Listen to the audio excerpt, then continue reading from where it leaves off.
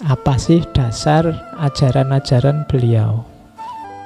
Yang pertama, kita manusia ini hidup di dunia hanya sekali untuk bertaruh. Sesudah mati akan mendapat kebahagiaankah atau kesengsaraan? Dan ulama-ulama itu dalam kebingungan kecuali mereka yang beramal.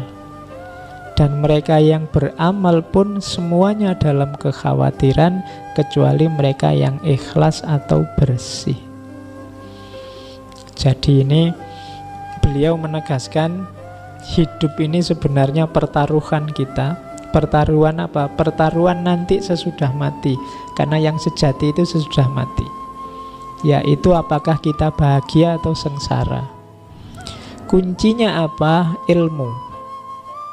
Tapi para ahli ilmu atau ulama akan ada dalam situasi kebingungan kalau ilmunya hanya berhenti di ilmu, tidak melahirkan amal. Berarti ilmu ini tidak ada gunanya, tidak akan membantu kebahagiaan atau kesengsaraan kalau tidak melahirkan amal. Setinggi apapun ilmumu, kalau tidak ada bukti konkretnya, tidak ada implementasi nyatanya, tidak ada gunanya, tidak akan menolongmu nanti di akhirat, tidak akan membawamu pada kebahagiaan. Jadi hidup ini pertaruhan, besok kita bahagia atau sengsara, kuncinya ilmu. Tapi ilmu tidak ada gunanya kalau tidak ada amal, hanya membawa pada kebingungan. Kalau hanya sign for sign, ilmu untuk ilmu, biasanya hasil akhirnya cuma dari debat ke debat, dari buku ke buku, nanti berakhir di perpustakaan. Tidak ada kualitas hidup yang meningkat. Cuma dari ilmu syaratnya amal, hanya saja amal ini tidak ada artinya kalau tidak ada ikhlasnya. Jadi kuncinya amal itu ikhlas. Jadi amal ini ada artinya kalau ikhlas, tidak pamrih. Jadi hidup ini adalah ladang untuk menjamin apakah kita bahagia atau sengsara di akhirat. Kuncinya ilmu. Cuma ilmu tidak ada nilainya kalau tidak ada amalnya. Amal tidak ada artinya kalau tidak ada ikhlasnya. Itu ajaran pertama. Yang kedua, kebanyakan di antara manusia berwatak angkuh dan takabur. Mereka mengambil keputusan sendiri-sendiri. Orang itu punya kecenderungan egois, merasa bisa sendiri, benar sendiri. Kunci banyak masalah, kenapa kok lahir banyak konflik itu di nomor 2 ini. Banyak orang yang merasa akulah yang paling benar, akulah yang paling sesuai, yang paling paham, yang paling pinter. Takabur. Dan ketakaburan ini adalah jalan diusirnya iblis dari surga. Jadi yang pertama, perhatikan tujuan hidup kita. Yang kedua, jangan sombong, jangan egois. Yang ketiga, manusia itu kalau mengerjakan apapun sekali, 2 kali, berulang-ulang, maka akan jadi biasa. Kalau sudah menjadi kesenangan yang dicintai, maka kebiasaan yang dicintai itu sukar dirubah. Sudah menjadi tabiat bahwa kebanyakan manusia membela adat kebiasaan yang telah diterima, baik itu dari sudut keyakinan atau iktikad, perasaan, kehendak maupun amal perbuatan. Kalau ada yang akan merubah, mereka akan sanggup membela dengan mengorbankan jiwa raga. Demikian itu karena anggapannya bahwa apa yang dimiliki benar. Jadi ini pelajaran juga yang pertama, ingatlah manusia itu biasanya suka, cinta dengan yang sudah biasa mereka lakukan, yang biasanya mereka anggap kebenaran, yang biasanya mereka geluti setiap hari. Ini sebenarnya jebakan, karena kadang-kadang yang kita biasakan tiap hari itu sesuatu yang tidak pasti benar.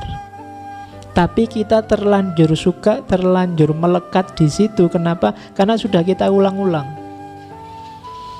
Akhirnya apa? Kalau ada orang menemukan sisi kebenaran yang lain, mengkritik kita, terus kita resisten, kita tiba-tiba ndak, yang benar ya sudah ini. Sejak nenek moyang kita dulu yang dilakukan juga ini. Bahkan kita sanggup mengorbankan jiwa raga untuk yang kita anggap benar sebelumnya ini. Padahal yang kita anggap benar sebelumnya bisa jadi ada kelemahan-kelemahannya. Jadi di falsafah yang ketiga ini Kiai Dahlan mengingatkan, yang biasa kita lakukan, yang selama ini kita anggap kebenaran, mungkin kita sangat suka, kita sangat mantap, kita cinta dengan kebiasaan-kebiasaan itu. Tapi tetap kita harus mau membuka diri, siapa tahu ada yang lebih baik, ada yang lebih benar. Karena manusia itu kan dituntun oleh kecenderungan jiwanya. Dan kecenderungan jiwa ini dibentuk oleh apa yang dia biasakan. Maka kita harus tetap kritis terhadap diri kita sendiri. Itu falsafah yang ketiga. Terus yang keempat, kalau ini surat Al-Furqan, tidakkah engkau melihat orang-orang yang menjadikan hawa nafsunya sebagai Tuhannya? Jadi itu Al-Furqan ayat 43. Jadi tidakkah engkau melihat kita itu sering-sering yang kita pertuhankan adalah hawa nafsu kita, keinginan kita. Jadi secara tidak sadar dalam hidup kita itu sebenarnya hasrat kita yang kita pertuhankan. Tapi ini nggak kelihatan karena dibungkus macam-macam. Makanya terus di ayat selanjutnya, apakah kau anggap orang-orang yang mempertuhankan hawa nafsu ini orang-orang yang mau belajar, mau berpikir, atau mau mendengar? Enggak. Orang-orang ini sebenarnya seperti binatang, bahkan lebih sesat jalannya daripada binatang. Kalau binatang mengikuti nafsunya, keinginannya, wajar, wong binatang tidak ada akalnya, tidak ada budinya. Tapi kalau nafsu, manusia kok mengikuti nafsunya, hasrat keinginannya saja, dia lebih rendah dari binatang. Kenapa? Sama-sama mengikuti hasrat nafsunya, manusia ini punya perangkat untuk tidak begitu. Kalau dia seperti itu berarti dia adollu sabila. Ini katanya Al-Quran loh ya. Jadi kalau ada orang kok mempertuhankan keinginannya sendiri, hawa nafsunya sendiri, dia sebenarnya lebih sesat daripada binatang. Oke, itu pedoman yang keempat. Jangan mempertuhankan hasrat nafsumu sendiri. Yang kelima, manusia tidak menuruti, tidak mempedulikan sesuatu yang sudah terang bagi dirinya. Artinya dirinya sendiri, pikirannya sendiri sudah mengatakan itu benar, tetapi ia tidak mau menuruti kebenaran itu karena takut kepada kesukaran, takut berat, dan macam-macam yang dikhawatirkan. Karena nafsu dan hatinya sudah terlanjur rusak, berpenyakit akhlak, hanyut dan tertarik oleh kebiasaan buruk. Jadi falsafah yang kelima mengajarkan pada kita sebenarnya sebagian besar orang itu sudah tahu mana baik, mana buruk, mana yang harus dia hindari, mana yang harus dia lakukan. Hanya saja masalahnya ada banyak ketakutan dalam diri kita yang membuat kebaikan-kebaikan, kebenaran-kebenaran yang dalam pengetahuan tidak wujud dalam tindakan. Takut capek, takut sulit, males, apalagi ketakutan-ketakutan ini yang membuat kamu tahu sebenarnya mana baik, mana buruk, mana bagus, mana tidak bagus. Tapi kenapa tidak jalan? Karena itu tadi, pertimbangan-pertimbangan yang tidak seharusnya.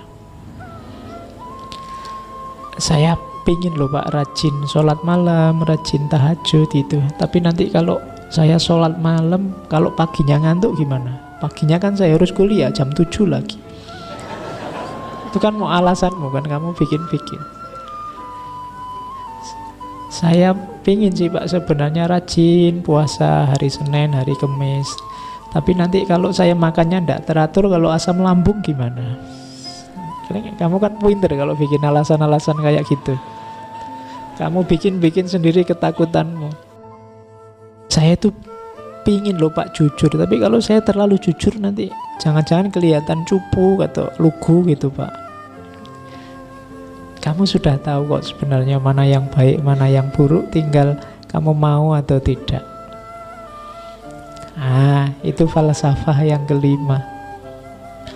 Jangan cari-cari alasan lah, diakui saja, ya Pak saya salah ini Pak. Itu lebih mending daripada kamu cari-cari alasan untuk menjustifikasi absenmu dari kebaikan. Terus yang keenam, kebanyakan pemimpin-pemimpin rakyat belum berani mengorbankan harta benda dan jiwanya untuk berusaha tergolongnya umat manusia dalam kebenaran. Malah pemimpin-pemimpin itu biasanya hanya memperalat manusia yang bodoh dan lemah. Oke, yang nomor 6 ini tidak perlu saya jelaskan, di medsos banyak. Oke, yang ketujuh, pelajaran terbagi dua. Yang pertama belajar ilmu, yang kedua belajar amal. Semua pelajaran harus dengan cara sedikit demi sedikit, setingkat demi setingkat. Demikian pula dalam belajar amal, harus dengan cara bertingkat. Kalau setingkat saja belum mengerjakan, tidak perlu ditambah. Oke, jadi kita ini mencari ilmu, perhatikan selain belajar teorinya, belajar juga bagaimana cara mempraktekkannya. Selain belajar teori ikhlas, ya harus belajar bagaimana mempraktekkan ikhlas. Selain belajar teori apapun, kamu cari cara mempraktekkannya biar ilmu itu manfaat. Yang kedua, belajar apapun dan menjalankan, mengamalkan apapun, perhatikan step-stepnya, selangkah demi selangkahnya. Jangan ambisius. Kalau pas lagi semangat, wah semalam tahajud mulai jam 12 malam sampai menjelang subuh. Kalau pas lagi males, itu 5 tahun kemudian ora tahajud belas. Itu kamu ndak melihat tahapan-tahapannya. Jiwamu itu, dirimu itu tergantung caramu membiasakan. Kalau kamu setahap demi setahap, jiwamu terbiasa nantinya. Kalau memang di dosis kecil kamu sudah nyaman, tinggal nambah dosis. Jangan tiba-tiba dosis besar, kamu bisa keracunan. Pelan-pelan, selangkah-selangkah. Kalau ndak biasa sholat tahajud, ya diawali misalnya tahajudnya sebelum tidur, atau sebentar sebelum subuh. Nanti kalau lama-lama terlatih bisa lebih agak malam sedikit. Jadi dilatih. Kalau jiwamu terlatih, nanti kamu sampai pada level kalau tidak tahajud tidak enak, atau kalau tahajud sedikit tidak enak. Kenapa? Karena jiwamu sudah terbiasa. Kalau tidak biasa puasa, misalnya di sebulan itu yang sunnah-sunnah ada Senin Kemis, ada Ayamul Bid, ada macam-macam. Ambil 1-2 untuk dibiasakan. Pak, saya kalau Senin Kemis mungkin tidak kuat. Senin tok ya Pak, wis ora apa-apa. Mungkin dapat kira-kira 3-4 bulan karena sudah biasa nambah kemis.